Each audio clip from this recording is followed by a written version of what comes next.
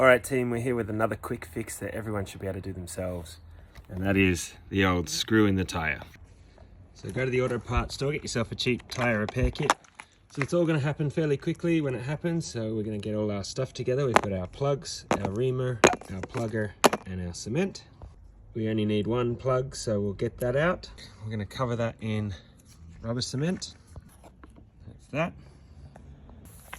And there we go, our plug is in our plugger. We'll put some more cement on it. Ready to go. And then we're going to take our screw out and put our reamer straight in to stop all the air coming out. So out comes our screw. Reamer straight in the hole. And then we're going to prime the rubber here, making this go in and out, which unfortunately I'm going to need 2 hands for. Okay, so we've gone in and out a few times with this. Gotten a bit looser now. And we want to put some cement on our reamer to prime it. Do it again.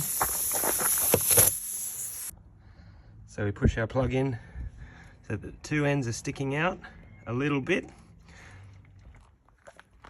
And then we pull our tool back out, just like that. And that leaves the plug in there all gummed up. And we just let that dry for a while. And then we just cut off our excess.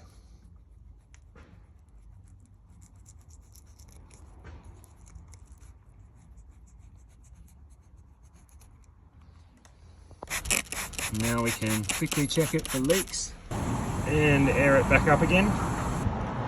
And one final check for leaks now that it's fully pressured up. I'm not seeing any bubbles. And we are good to go. Good job, Lexi, back in the game.